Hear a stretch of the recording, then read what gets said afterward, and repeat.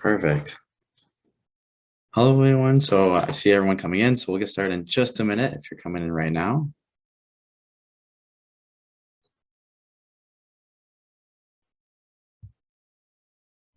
Okay, so it seems to be slowing down. I think we're good to get started.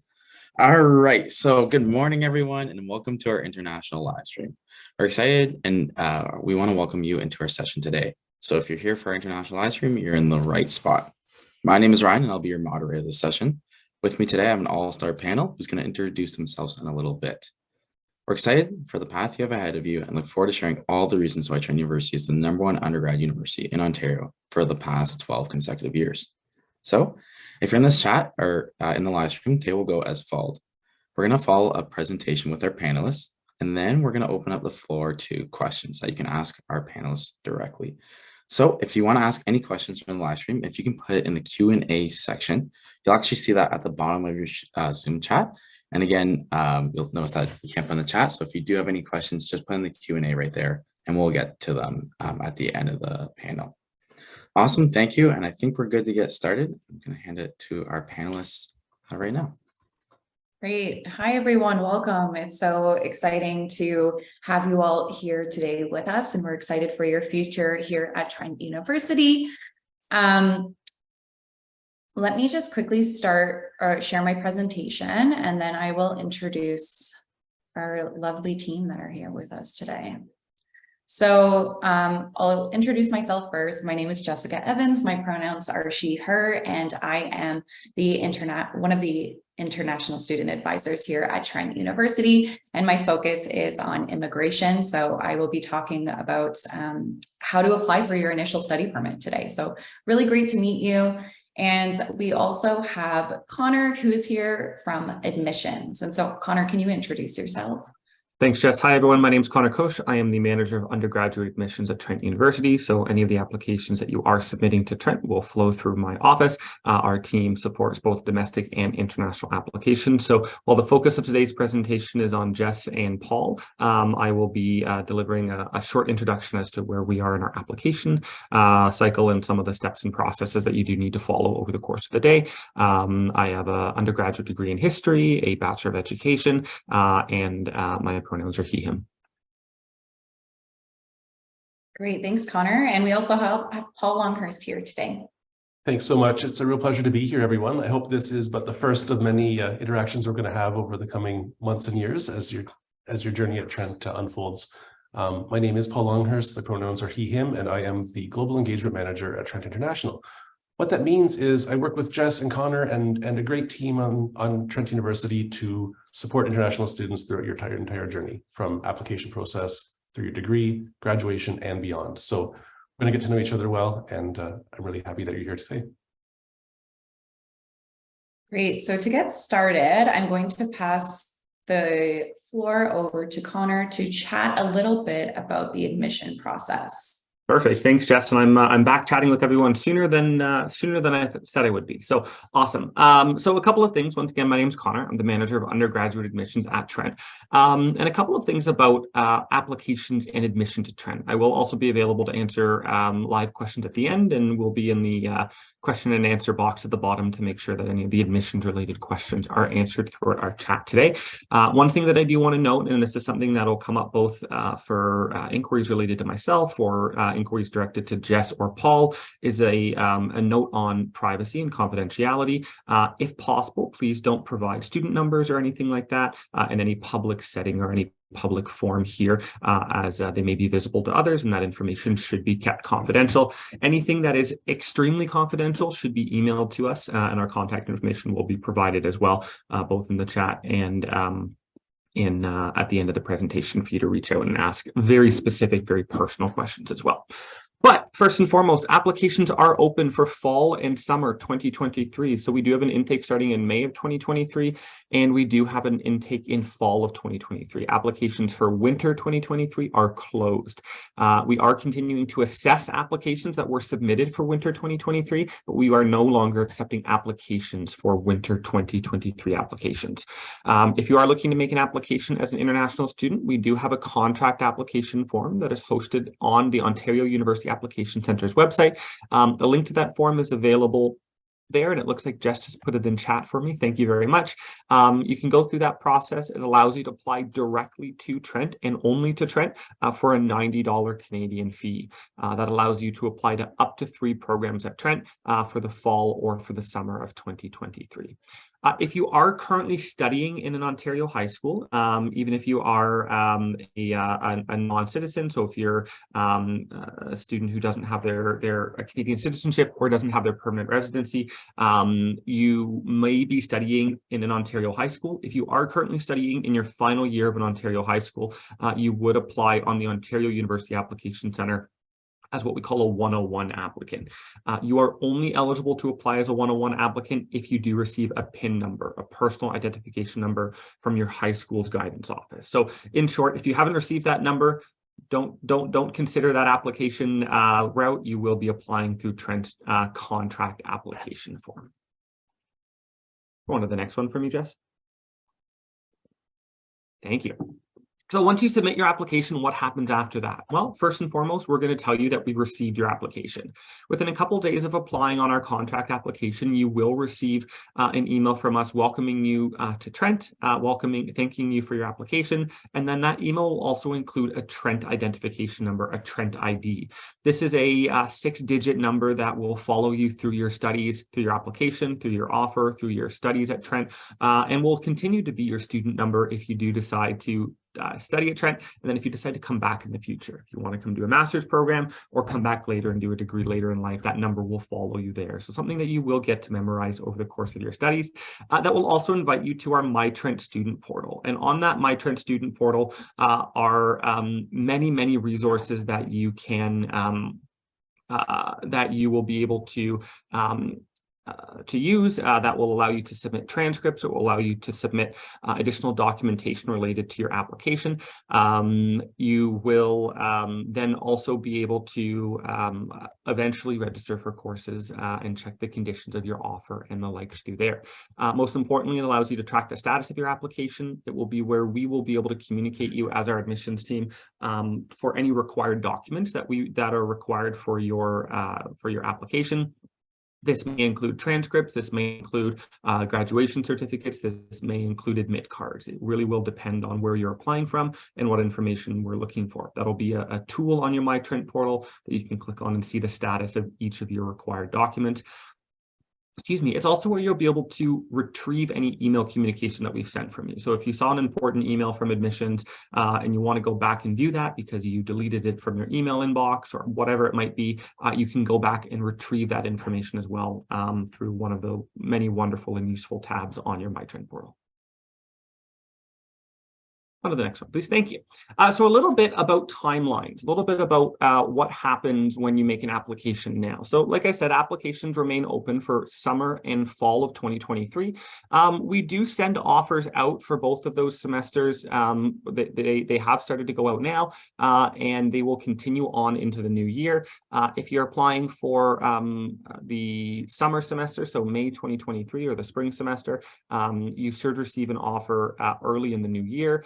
All the way up until typically mid to end of March is when those offers may stop. For the summer semester, for fall semester programs, we are looking to send offers right up until July, sometimes into August, depending on your particular situation. If you've applied to one of our capped competitive programs, I think computer science co-op program, the business administration co-op, nursing, or any program that has a heightened competitive average, many of those offers will begin to flow out into the new year, early in the new year, and some of the programs may be as late as March or April, depending on the applicant pool for those. And then after that, we then start to and continue to check the conditions of your offer. So I don't talk about it too much in today's presentation. And actually, Jess, if we could go to the next slide as well. Oops, wrong order for me. That's okay. So if we're talking about the conditions, and I do see that I have a slide on that in 2 of them. You may receive a conditional offer on there. Thank you, Jess. A conditional offer. So what this means is that we've looked at your application. We see that you're eligible for the university provided you maintain your current studies or you finish your current studies at a minimum average, or that you graduate from the program that you're in. So when you do receive an offer from Trent, and hopefully you do, please make sure to check that condition box at the bottom of your letter of acceptance that will contain any of the conditions that you need to meet in order to retain that offer. This could be final official transcripts. This could be maintaining a minimum average in your program. It could also be to complete an upgrading course, depending on your particular situation. One important thing to note is that if you fail to meet the conditions of your offer will be revoked.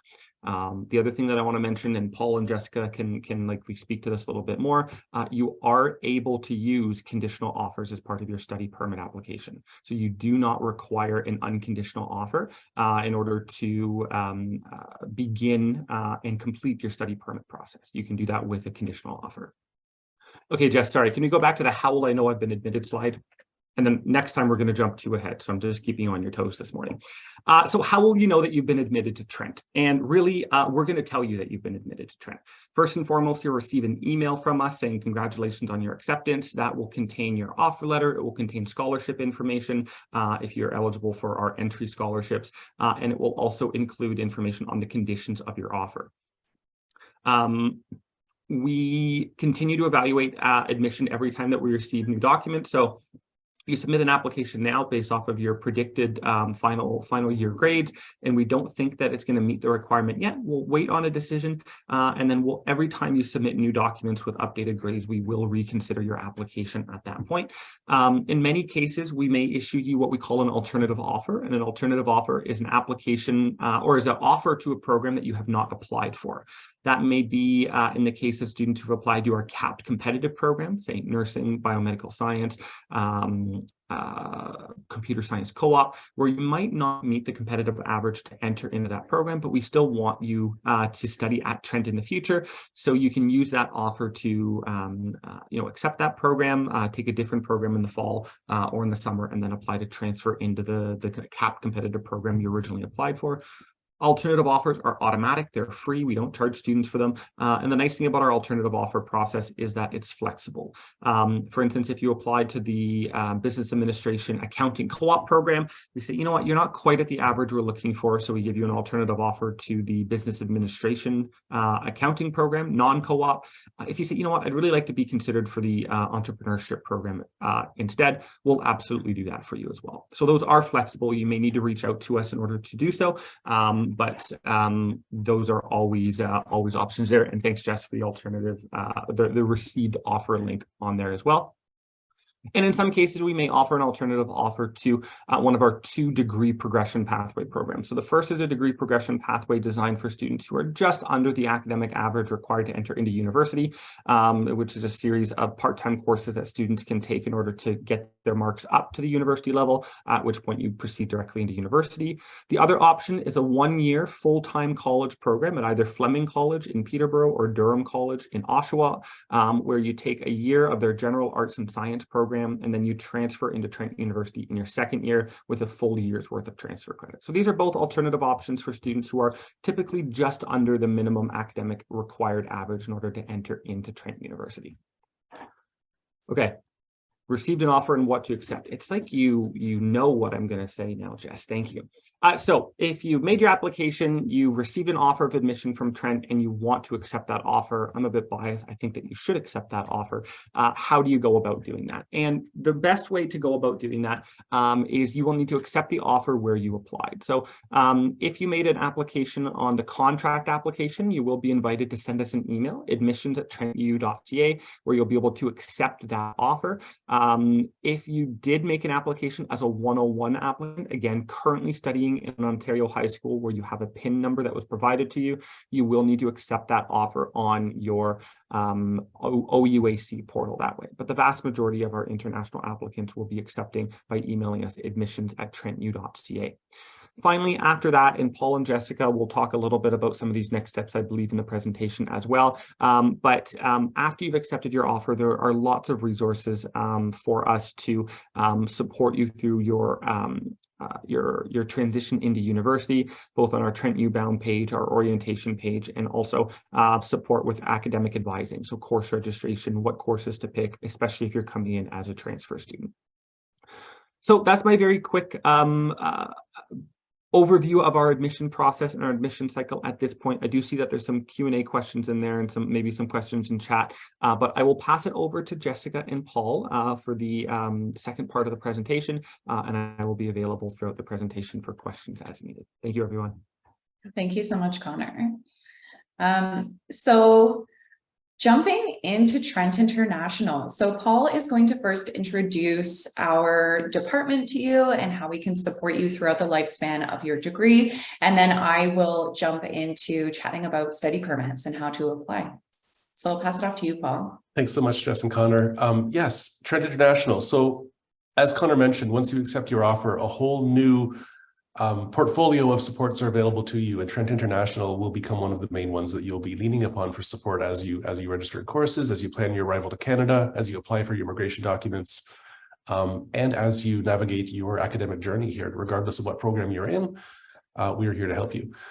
We're a central office, so we support students from across all of our colleges on both of our campuses.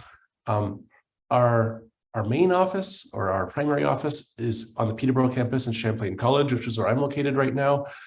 And our Durham office, where Jessica is right now, on our Durham campus in the GTA. We're also available online at internationaltrentu.ca. For general questions, please feel free to email us with any questions you have. As Connor mentioned, if you include your student ID in your emails, that way we can make sure we're giving you the most accurate information possible, or refer you to a colleague who can answer. And similarly, through the pandemic, we've learned how to pivot and do things a little bit differently. We're now running a virtual front desk, which is an opportunity for students like you who are throughout the world to join a face-to-face meeting with one of us or a colleague virtually. The link you can find easily by searching your favorite web browser for the international website. So trentu.ca/currentstudents/international. There's a link to jump on a Zoom call there. We offer it 4 days a week during times that are listed on the website, and you can bring your questions, bring your parents, and we'll help you with a face-to-face meeting.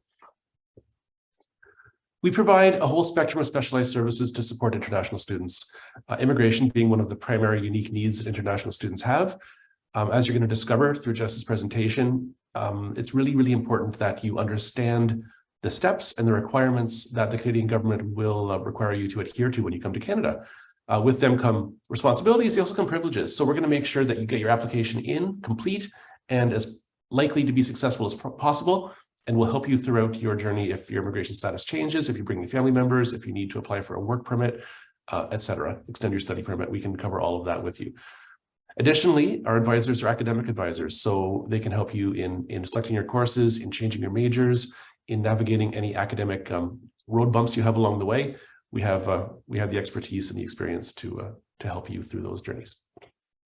Additionally, coming to a new country, you enter into whole new systems. Health care is one of the primary ones, and we administer the University Health Insurance Plan, or UHIP, in our office. It's a mandatory health insurance plan for all international students, and it gives you comprehensive health coverage in case anything goes wrong health-wise while you're in Canada. It gives you essentially comparable health insurance to what an Ontario resident like myself would have.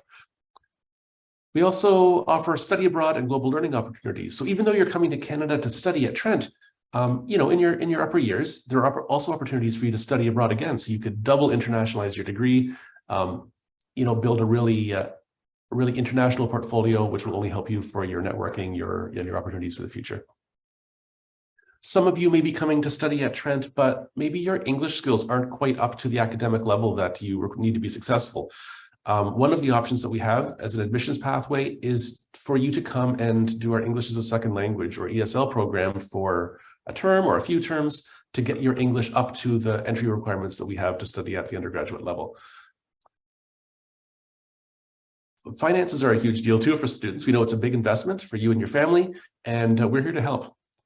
We have international scholarships, awards, and bursaries for new students coming in, entrance scholarships based on grades, or prestigious global citizenship awards and scholarships based on outstanding community involvement, leadership, and references. So We've already hosted 2 webinars explaining the process for this. I posted the link to our scholarships in the chat, and we'll be hosting 2 more webinars that you'll be invited to in January, which I hope to see you at. Throughout your time in Canada, you're going to need to attend specific international student-specific workshops, things like how to navigate the winter for many of you, how to dress for thriving in the cold, how to get a job in Canada in a whole new job market, how to get a social insurance number or file income taxes. All of the specialized supports that a Canadian student may not need, but international students do, we offer those sessions in-house here, available to all of you. We also know that studying in Canada means you'll be homesick at sometimes. You'll miss flavors of home, you'll miss culture, community.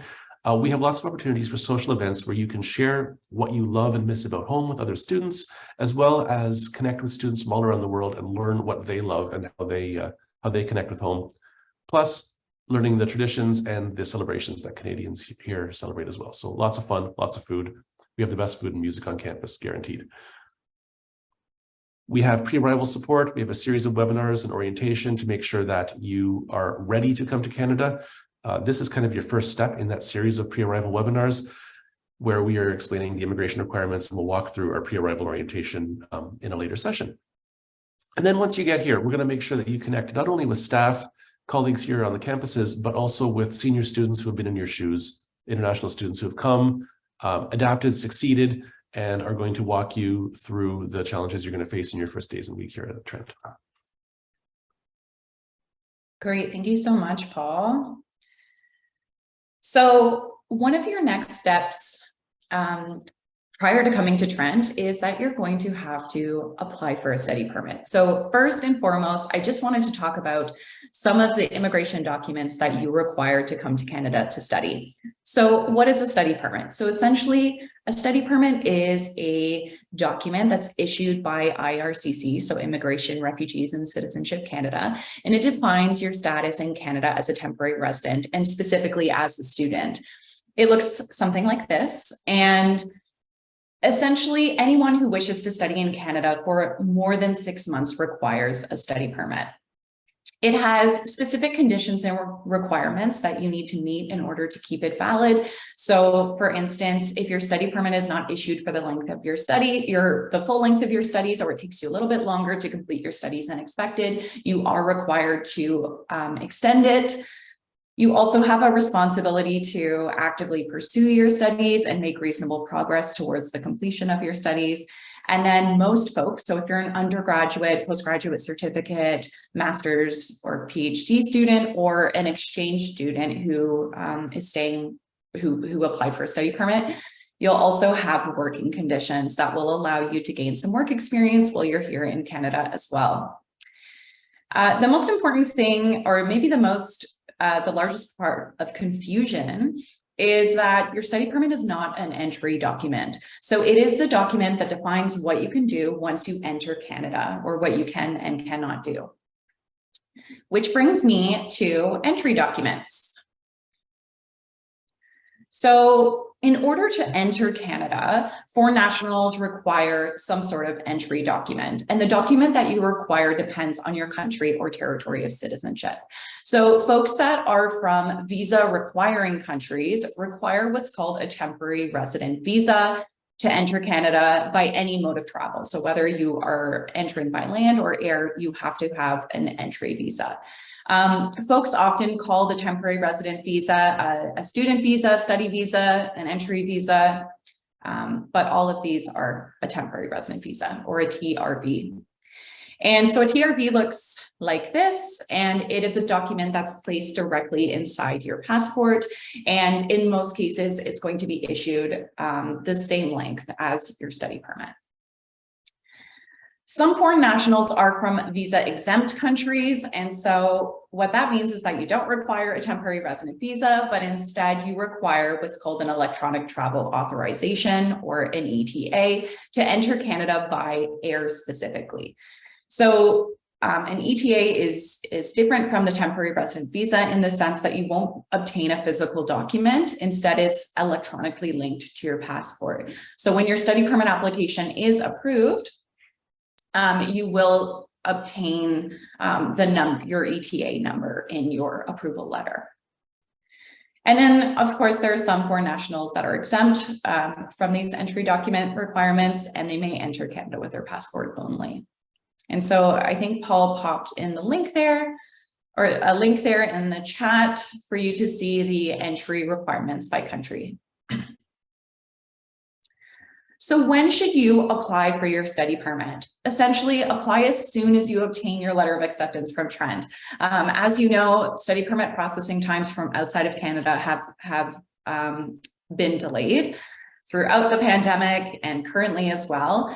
It's slowly improving, but of course, we always recommend that you apply as soon as possible. The important thing to note is that you have to apply for your initial study permit from outside of Canada, and you do have to wait for it to be fully approved to enter Canada. So even if you do have an entry visa already to enter Canada, please don't arrive until you've actually obtained approval of your study permit application. And then just a quick note here that if you're a US citizen or permanent resident or a resident of Greenland or St. Pierre and Miquelon, you also have the option to apply upon entry in Canada at the port of entry. So essentially, there are two types of applications for study permits. There's the regular application process, and there is the student direct stream, which essentially is an expedited process. So essentially, if you are a legal resident of any of these countries listed here on the screen, you're eligible to apply for this student direct stream application. And the benefit of this is that you have a more positive chance of a positive application outcome and faster processing time. So it's approximately 20 calendar days to have your entire study permit application process. So in order to apply through the student direct stream, you do have to meet certain criteria. So you do have to make an upfront tuition payment to Trent University. And so to determine how much you should be paying to Trent for your first year, you're going to refer to your letter of acceptance. And in your letter of acceptance, you will find the estimated tuition. And that's what IRCC will refer to. So you'll make a payment to Trent upfront. You also have to make an investment in Canada. So it's called a guaranteed income certificate. And so essentially you make an investment of 10,000 Canadian dollars. And this is intended for your living expenses for the first year. So when you arrive in Canada, you'll present your identification, and the bank will then release a lump sum to you for to cover for the first few months. And then after that, you're going to be receiving bi-monthly payments usually, or, each bank sort of sets up their own installment process, but usually it's bi-monthly. You'll receive a portion of that $10,000. And the other thing that's important to note about the student direct stream is that you have to have all of your required documents at the time of application, including your medical exams. So you can't submit your documents later. You should be submitting all of your documents at the time of application. Because it only takes 20 calendar days to process the application, that means that you can wait a little bit longer to obtain all of the documents that you need to apply. And then you also need an IELTS academic or general score of 6.0 or higher in each skill. All right, so in the next two slides, I'm just going to talk about some specific cohorts of students. So exchange students. So essentially an exchange student is someone who has a host institution in their home country, and they're simply coming to Trent University for a short term. So either they're coming for one academic term or they're coming for a full academic year, but the goal is to return back to their home institution. So if you are in a program that is 6 months or less, you are not required to apply for a study permit, but instead you are going to apply for the entry document that you require. So either an electronic travel authorization or a temporary resident visa. And this, this application is going to be completed through your IRCC account. And Paul will pop a link to the incoming exchange students webpage that we have on our website as well. That's helpful. However, if you are an exchange student who's coming for a full academic year, you should be applying for a study permit. And even if you're coming for an academic term, you also have the option to obtain a study permit, even though you don't actually require one. And so the benefit of that is that you would have those working conditions. So if you're coming in into Canada on simply your entry visa, you wouldn't be permitted to work while you're here studying. But if you apply for a study permit, you would have those permissions to work while you're here. And so some of you may be minors, and so essentially IRCC defines minor children as folks that are under the age of 17, and you must either come to Canada with a parent or legal guardian or have custodianship in Canada. And so a custodian is essentially a responsible adult who is a Canadian citizen or a permanent resident who will take care of and support you while you are here in Canada. And so Trent does not offer custodianship services for minor students, but we do work closely with the Canada Homestay Network, essentially where you are able to stay in the home of a Canadian resident. And so you'll live with a Canadian family, which has lots of great benefits. And then also they are able to provide custodianship services as well to minor children. Alternatively, you can research other custodianship services in Ontario. There's quite a lot of different services that you can access. So do a little bit of research or reach out to us and we can help you in your search as well. All right. So the moment you have all been waiting for, I'm going to talk a little bit about how you apply for your study permit. Often folks might hire someone to support them through this process, but really it is a process that you can do yourself. You just need to know the documents that you require and how to determine what you require for your application and what IRCC is looking for. So the entire application process is going to occur online through an IRCC secure account. Simply just go to your favorite web browser and look up IRCC account, and that's going to take you to the main account page. If you don't already have an IRCC account, you can register and create one.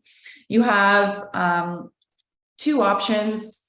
You have the option of username and password, or if you're someone who already has a Canadian bank account, you have the option of logging in with your Canadian banking information.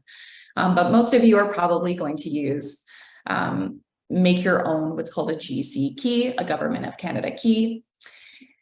So once you've created your account, which is probably the most tedious part, once you get into your main account page, there are three sections. There's applications you've already submitted, continue an application you've started, and then the third section is start an application. So you're going to scroll down to the start an application section and apply to come to Canada. And so what's going to happen next is that you're going to be asked a series of questions. And this first questionnaire is intended to determine what applications you're eligible for. And so based on the answers you provide, it should take you to the study permit application made from outside Canada. And you'll select that application. And then the next step is that IRCC is going to ask you another series of questions. And the goal of this questionnaire is to populate your personalized document checklist for your study permit application. And so once you've completed that, it's going to take you to your document checklist, which will list all of the documents you require for your application, as well as the application form itself. So I always recommend, complete this full process to obtain the most up-to-date application form, because you'll download it directly from your document checklist. So speaking of documents, what are the documents that you require?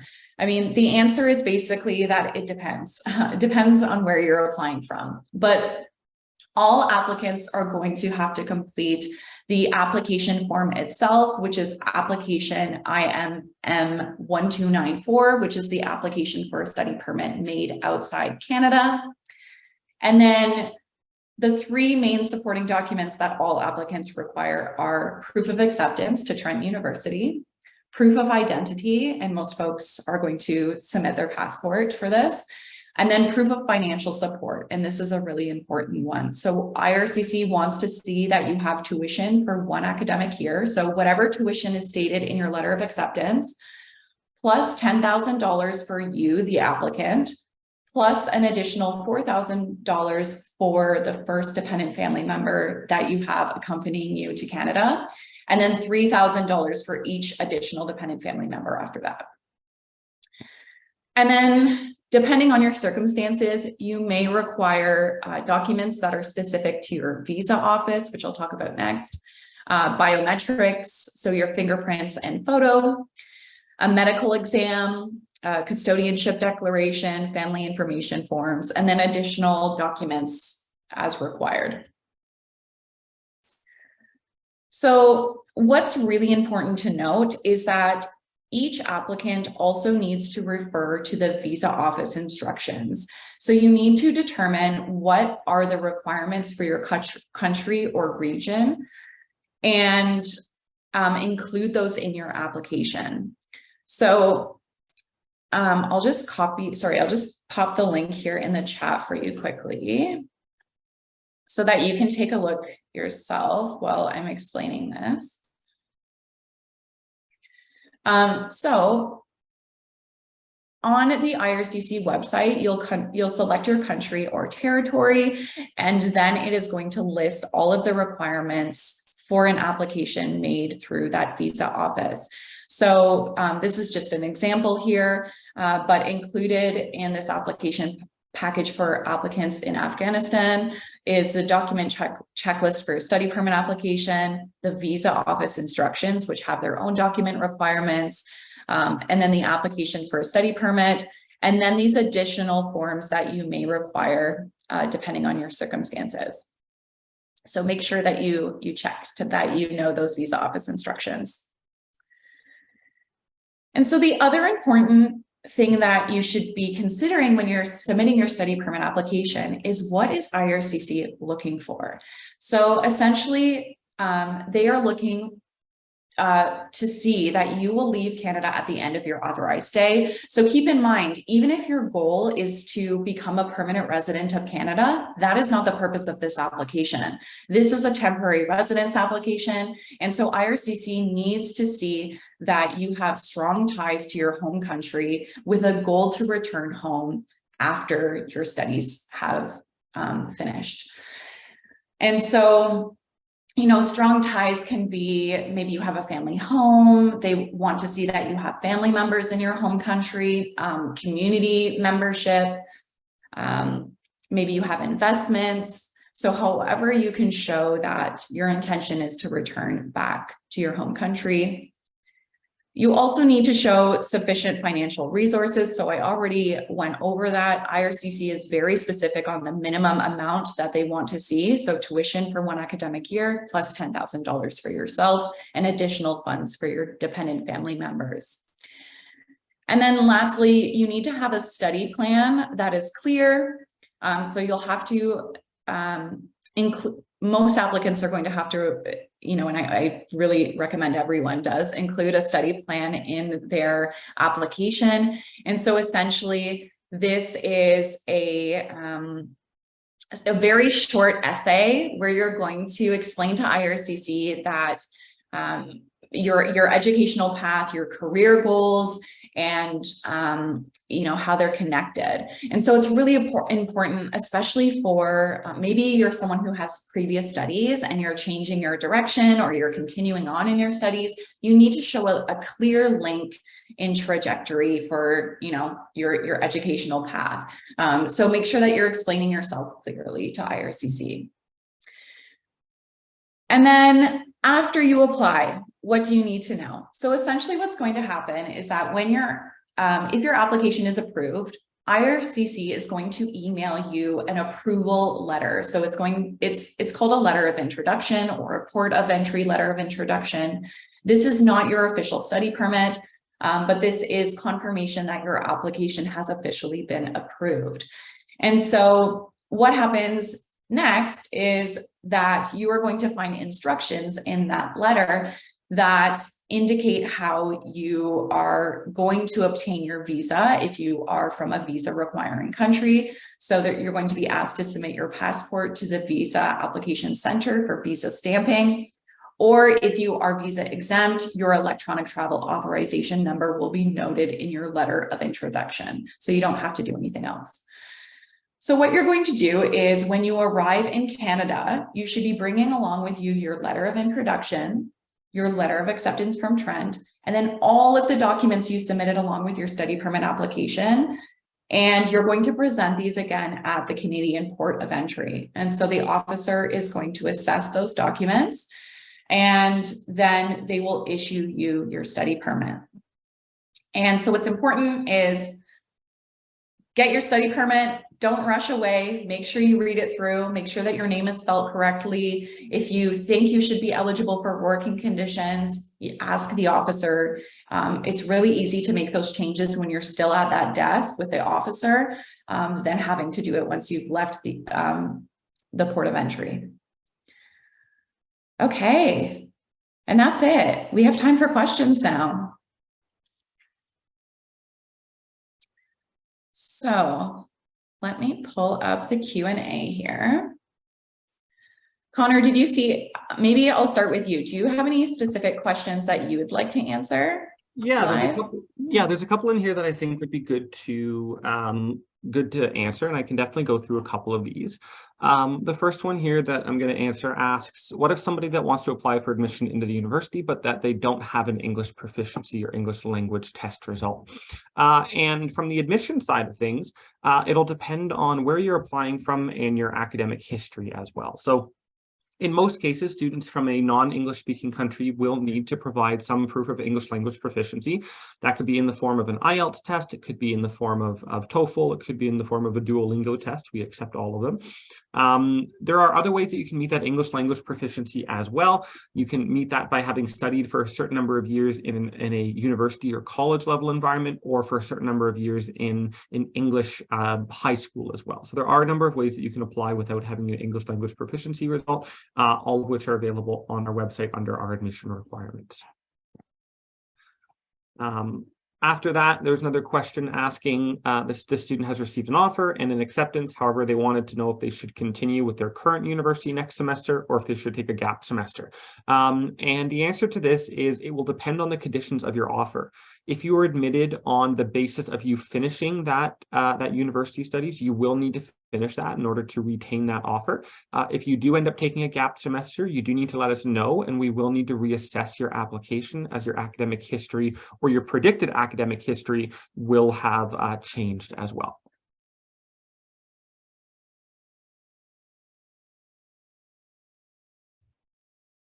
Awesome. So I do see a lot coming in, and to go off those question notes, I just want to say any questions that are coming in the chat, again, there's about specific situations like you're applying and you're not too sure, be sure to reach out to our email. So we're going to put lots of emails in the chat that you can ask those questions for, because again, we just want to answer some broad questions today. I do see another one that's marked for live, and I just wanted to ask if you guys could talk a little bit more about deferrals and making a deposit and how that would look. So if like, I have a lot of questions coming in for like, if I'm in the winter intake, when do I have to submit that deposit? And then if students are deferring, how that looks too. Yeah, so I can definitely chat about that. So on the first side of things for the deferral, you do not need to submit your tuition deposit in order to apply for the deferral. And it's not required to be submitted for you to be approved for a deferral either. We don't look at that on our end, whether you've submitted that deposit or not in terms of assessing your deferral request. You are able to apply for a deferral up until early January for the winter semester. And I would strongly recommend, if you are in a position where you are not going to be able to start your studies in January, to submit that deferral request as early as possible so that we have as much time as possible to assess your deferral and provide you with next steps and provide you with a deferral letter or a new offer of admission for a future semester.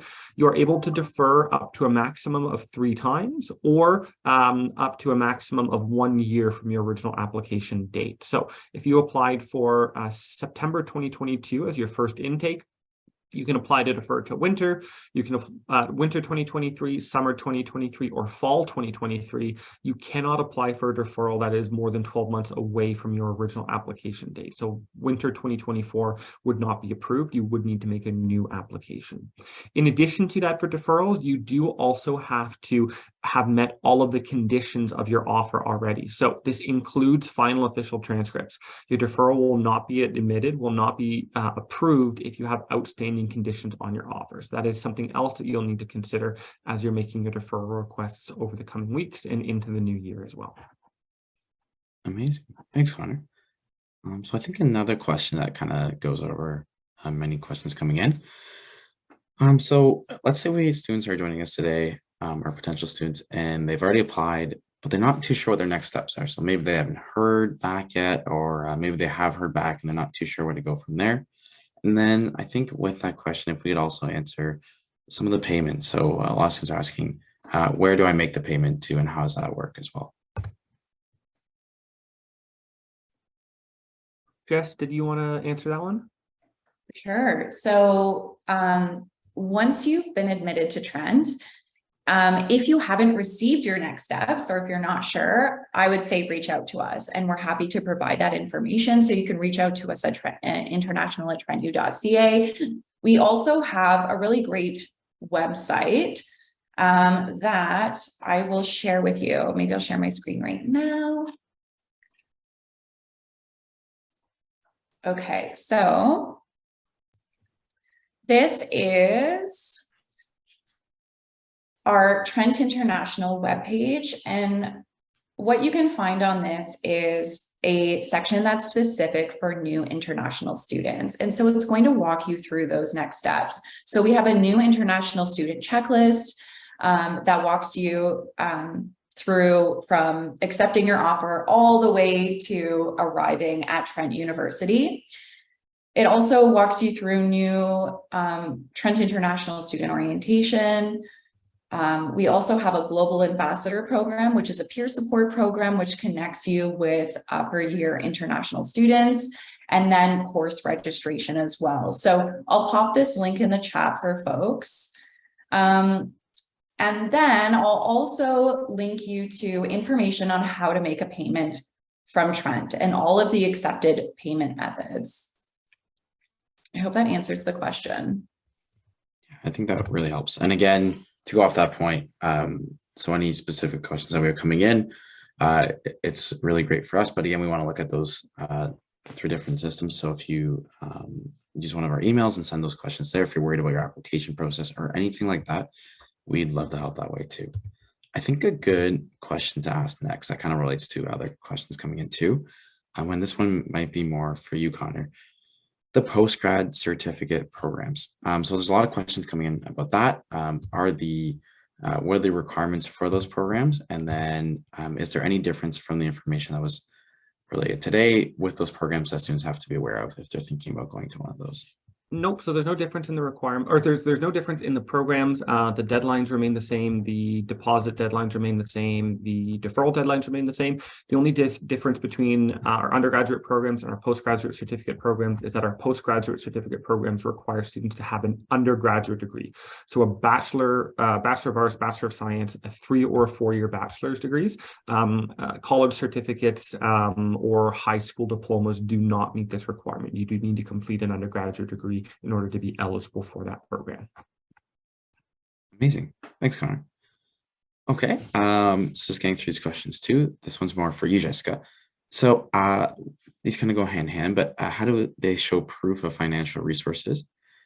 And then can an approved visa be deferred due to some personal reasons? Yeah, great question. So I'm actually going to share my screen again, and I'm going to show you the IRCC study permit application webpage. So this is, I'll share this with you in the chat as well. This is about the entire study permit application process.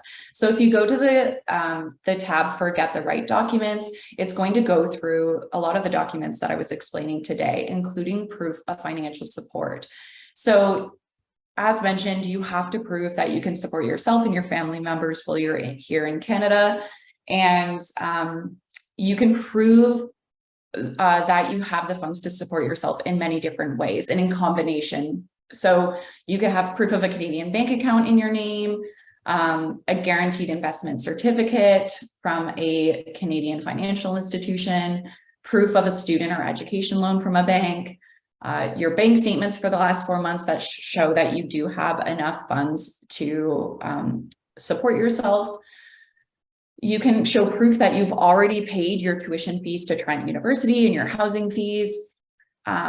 Also, some folks have a sponsor, so maybe or your family members support you financially. So if that's the case, then they can write a letter and then also provide that proof. So whether it's a bank statement or a loan, etc.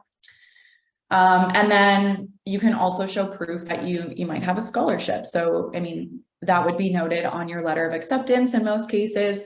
Some folks also apply for scholarships through Trent University, and you'll actually receive a letter which indicates how much you will receive. And then you can see below just how much IRCC is looking to see in terms of your living expenses specifically.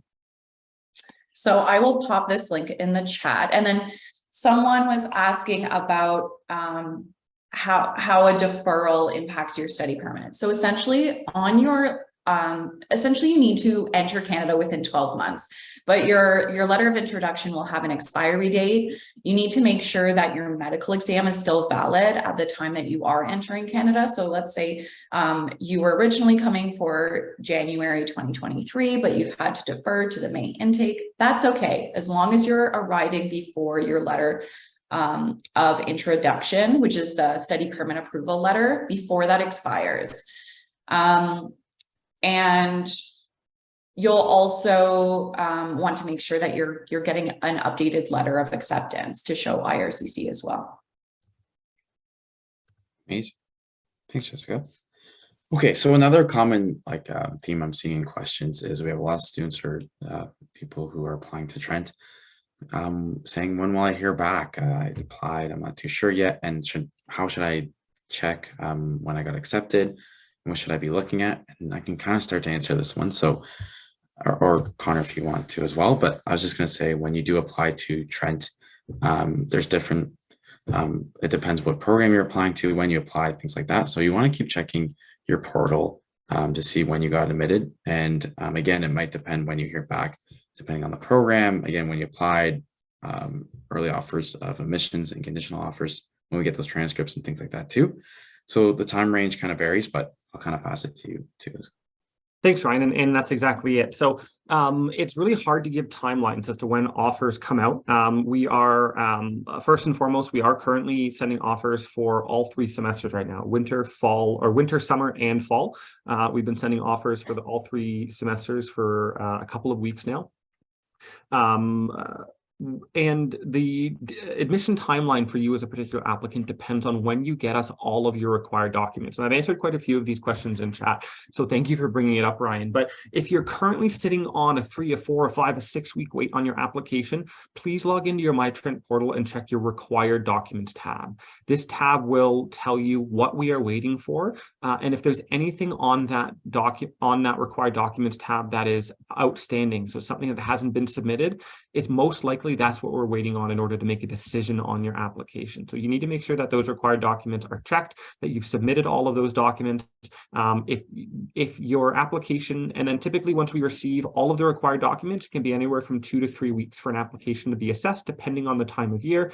And in certain times of the year, we may not be sending offers to all 3 semesters as well. So while we are sending offers for fall 2023 right now, we are prioritizing offers to winter 2023 in order to ensure that those students have time to start. So it may be a little bit longer in certain times of the year, but if your required documents tab is complete and you have been waiting for a couple of weeks, please reach out to us, admissions@trentU.ca, and we'll take a look into the status of that and see if there's anything else holding it up. Amazing. Awesome. Thank you. So just 2 points I wanted to make before we continue. So one thing I see, I know we're giving you a lot of information today, but the good news is we're recording it. So if you do miss anything or you want to go back, it's going to be posted on our site. So you'll be able to find that as well. So you can actually review the information if you are missing anything and you want to go back and maybe listen to some of the points in the live stream that was mentioned today. And then Jessica, I think I was going to throw this question to you. This is just a general question relating to a lot of the questions that are coming in as well. Yeah. And I know we talked about it a lot, and you kind of showed some resources already, but there's a lot of questions coming in about tuition fees and things like that. How much is it going to cost me? Is there a site that students can check out, or potential students, to see like how much it might cost me and a breakdown of fees and things like that? Absolutely. I think I already know the answer, but yeah, I'll pull that up for you. awesome. Thank you so much. And that's a great theme coming in. Like we know tuition can be a lot. So make sure you are checking those deadlines. And if you are thinking about those scholarships, like I see a couple of questions with the entrance scholarship, don't worry about applying to those entrance scholarships, but we do have other scholarships and bursaries and opportunities that you might want to check out as well. And awesome. I see that you put that link in the chat. Yeah. So on this page, you're going to see an estimated budget. So how much you can expect to pay for your tuition, housing, ancillary fees, your personal fees for the year. And then if you click on the link, you'll be taken to the actual International Student Tuition Fees webpage, which will list all of the tuition fees based on your campus and your start term. Perfect. Thanks, Jessica. And I just want to be wary of time here because I see we're kind of running out. So hopefully that gives a broad description of those general questions. And again, for all those students who are wondering about specific situations, we're going to put some emails in the chat, and we really encourage you to reach out to those so we can help you out that way as well. Because we do see that there's a lot of different situations going on, and we do want to help with that as well. But with that note, there's just a couple of things that I want to mention too. So one thing is that, again, this live stream has been recorded. So if there's anything today that you want to go back and check out, we're going to post that. And we want to thank you for attending our International Admissions live stream this morning. And we're happy that to have you guys, and we hope to welcome you into the terms coming up. Again, we're going to post those links in the chat and emails if you have any questions that way. And if you want to connect to us through email, I'm just going to say some out loud so you have an idea of what they are. So we have our Discover Trent at trentu.ca email, or Discover Trent Durham at trentu.ca email. Those are great general emails, and we can often connect you to different email sources if there's a question there we can answer about both campuses as well. And then we have a great page that's going to show previous Trent Advantage live streams. So we'll post that in the chat too. And you guys can check those out. So if there's any other questions you have about residence, housing, different programs, they're all in there as well that you can check out. And then we have tours. So I know it might be a little harder if you're coming internationally, but we love to give tours as well. So please check out trentu.ca/discover to register and find out more. And then I also want to thank this all-star panel. They're amazing. They're really good with all these questions coming in. And I just want to say thank you for giving us all the information today. And truly we appreciate that. I think with that note, is there anything else you'd like to add just before we go, Jessica or Connor? Just that we're excited to meet you. I know there's a lot of steps that you have to think about before you come, but that's what we're here for. We're here to support you along the way. Don't hesitate to reach out to us, and we'll see you whenever you get here, hopefully soon. Awesome, thank you. And then any questions you think last minute, Connor? No, I really think that the final thing that I really want to emphasize is something that I think was the last question that I answered for everyone here, is really want to emphasize the usefulness of your MyTrent portal in checking the required documents on there. If there is something outstanding, that's what's holding up your application. We do send reminders out as much as we can. We do try to keep you as up to date as possible with that information, but it is up to you to make sure that your application is progressing. It is up to you to make sure that your application is complete. And if you do have questions about an application, please feel free to reach out to us at admissions@trentu.ca at any time, and we will support that and do what we can to make sure that your application is supported.